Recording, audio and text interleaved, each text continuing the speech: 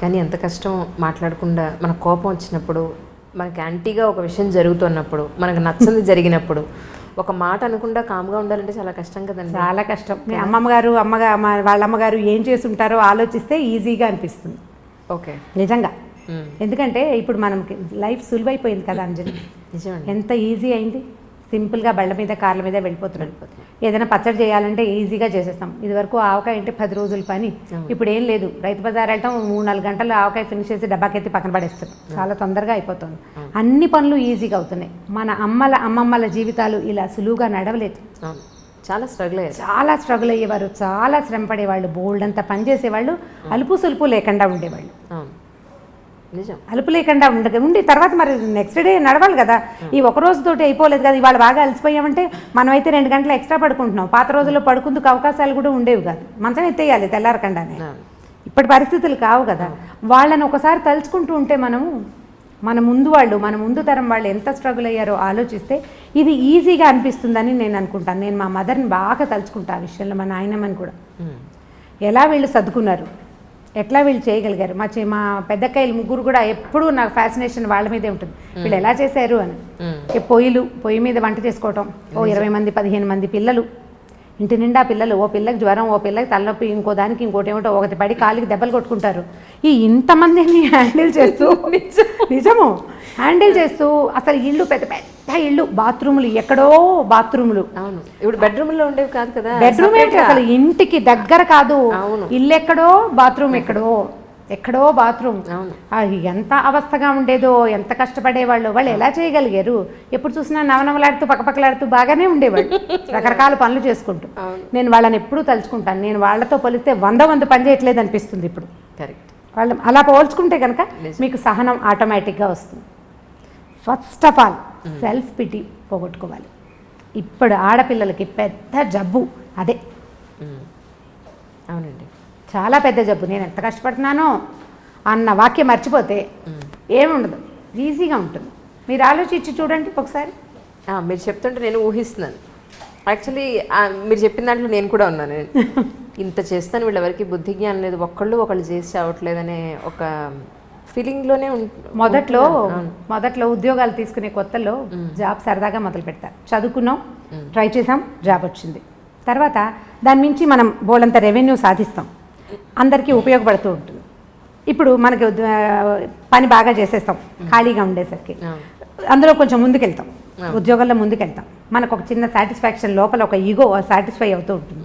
కొన్నాళ్ళు పోయాక ఈ పని చేయలేను, నా వల్ల కాదు అని ఆఫీస్లో చెప్పడానికి కూడా మనకు ప్రాణం ఒప్పదు. ఎందుకంటే లోపల ఒక ఈగోని, ఆత్మారాముడిని సంతృప్తిపరచాలి కదా. ఆత్మారాముడు అంటే ఆకలే కాదు, మన ఆత్మకి మనం అలవాటు చేసినటువంటి సంతోషం, దాంట్లో నుంచి బయటపడాలని ఉండదు మనకి. ఈ కొన్నాళ్ళు పోయిన తర్వాత ఆత్మారాముడికి అయ్యో పాపం అనిపించడం మొదలు పెడుతుంది. నిజంగానే అంతే. ఇప్పుడు ఒక 8-10 ఏళ్ల జాబ్ తర్వాత మీకు ఎన్ని బర్డెన్స్ వచ్చినా, ఎన్ని ఇబ్బందులు వచ్చినా మీకు ఉద్యోగం మాందామని ఉండదు.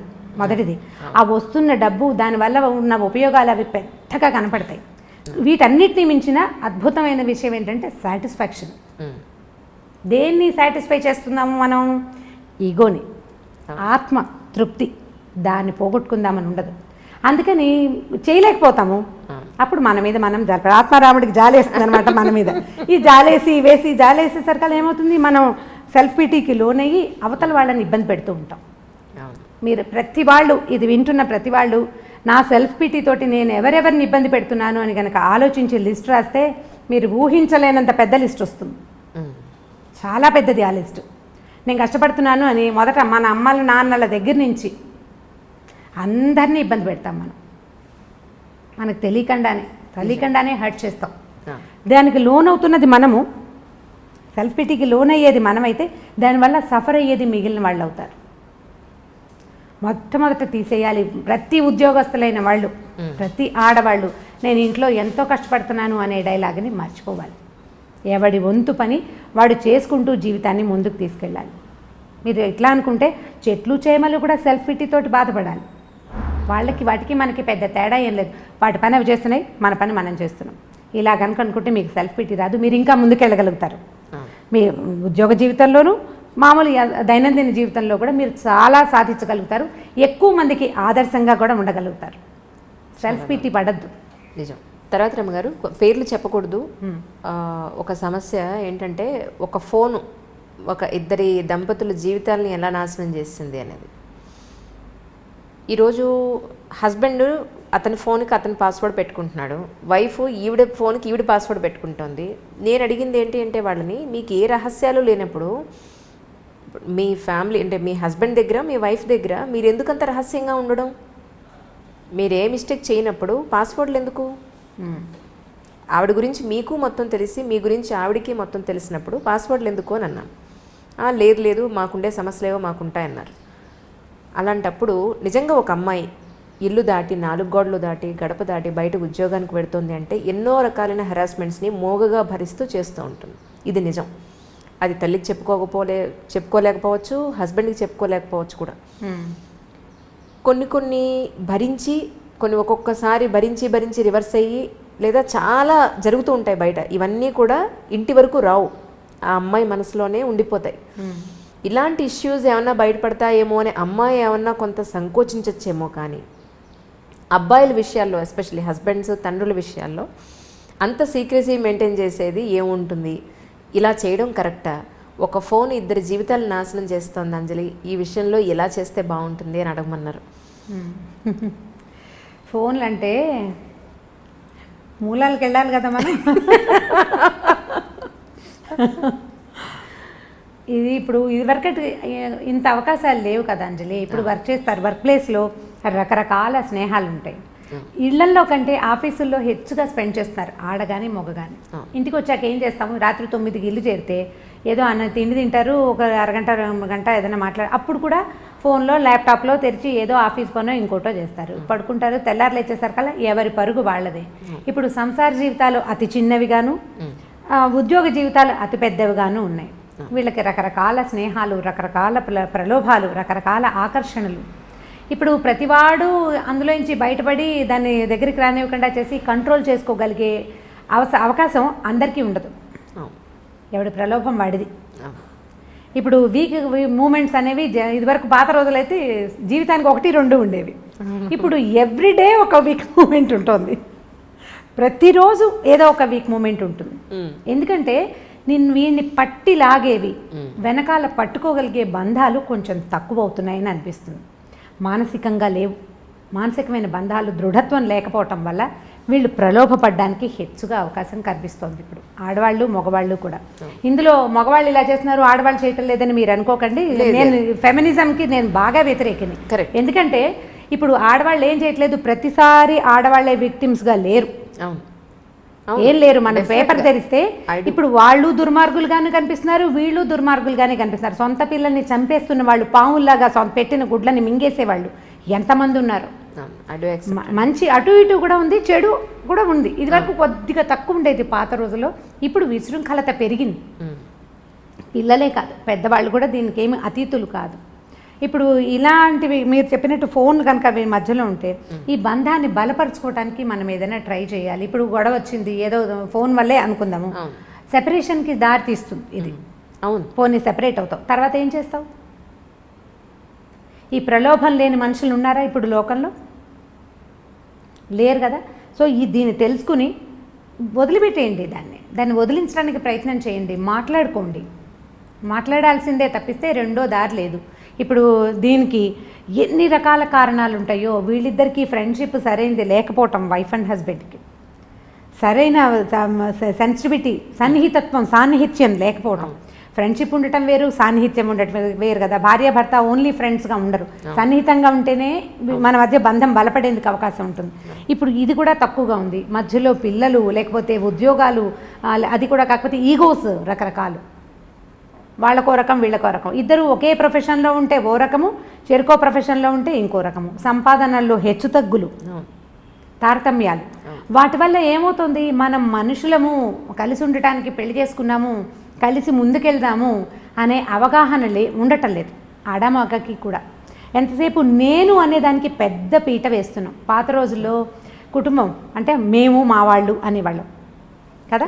ఒక గుంపు, చిన్న చిన్న గుంపులుగా ఉండేవాళ్ళం. ఈ గుంపు మనము అనేది ఉండేది. క్రమంగా నేను, నా భార్య, నా పిల్లలు వచ్చింది.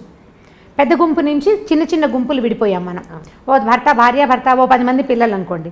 ఈ 10 మంది పిల్లల్లో మళ్ళీ సెపరేషన్ వచ్చింది. ఒక భార్య, ఓ భర్త, 1 or 2 పిల్లలు, నేను, నా పెళ్ళాము, నా పిల్లలు. ఇప్పుడు ఇది కూడా పోయి నేను అనేది వచ్చేసింది.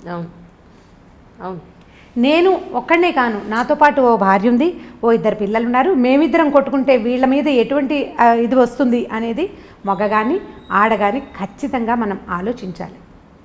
పోనీ నువ్వు ఏదో ప్రలోభపడ్డావు, నీకేదో స్నేహాలు ఉన్నాయి, ఏవో ఆకర్షణలు ఉన్నాయి, వీటి వల్ల సంసార జీవితం ఇబ్బందుల్లో పడితే పిల్లలతో పాటు మన పేరెంట్స్, ఆ అమ్మాయి పేరెంట్స్ వీళ్ళు కూడా ఇబ్బంది పడతారు అనే ఆలోచనలు కొంచెం తక్కువగా ఉంటున్నాయి. ప్రధానమైనది ఏంటంటే నేను అనే దానికి పెద్దపీట వేయటం మనం మానేయాలి. ఎవరైనా సరే కొద్దిగా సెల్ఫ్ తగ్గించుకోవాలి. ఒకవేళ అవతల వాళ్ళలో చిన్న తప్పు మనం కనిపెట్టామనుకుందాం, మీరు క్షమిస్తారా అని నన్ను అడగండి. కొంత క్షమించాలి. కొంత క్షమాగుణం కనుక మనం అలవర్చుకుంటే ఏదో చిన్న పొన్న తప్పుని లెట్ గో చేయటం నేర్చుకోండి.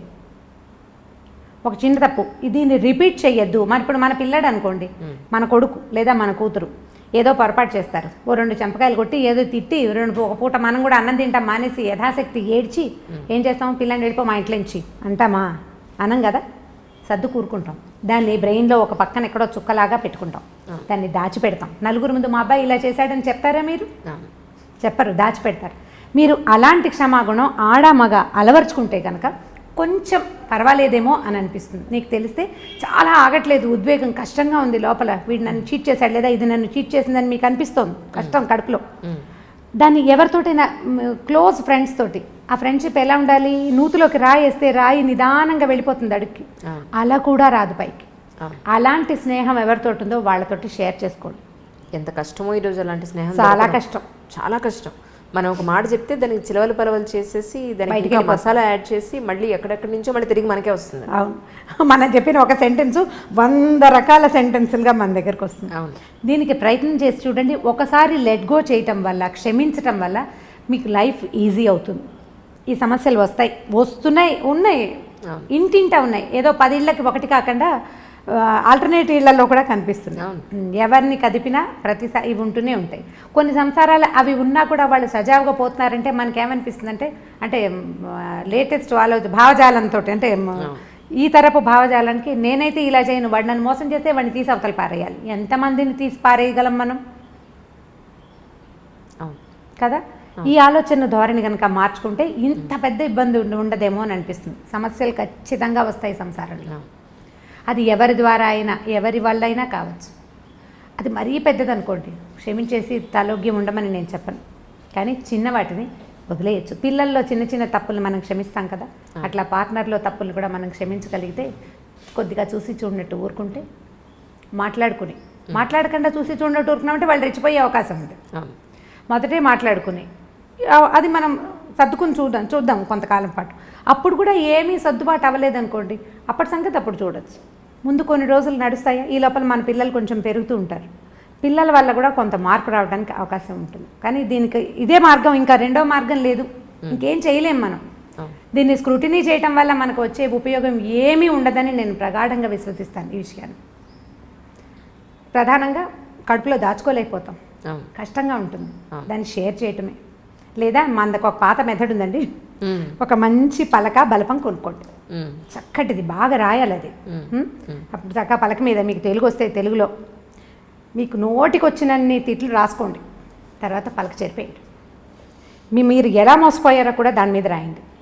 ఒకసారి రాస్తే కచ్చి తీరలేదు అనుకోండి, 2-3 సార్లు రాయండి. తర్వాత మీకు రాయటం పట్ల విసుకొస్తుంది.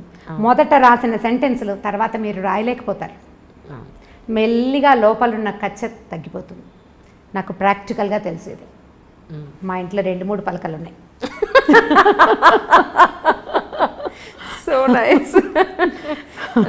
పేపర్ మీద రాస్తే ఉండిపోతుంది, పలకైతే చెరిపేయచ్చు. పలకలకి ఇప్పుడు బాగా డిమాండ్ రావాలి.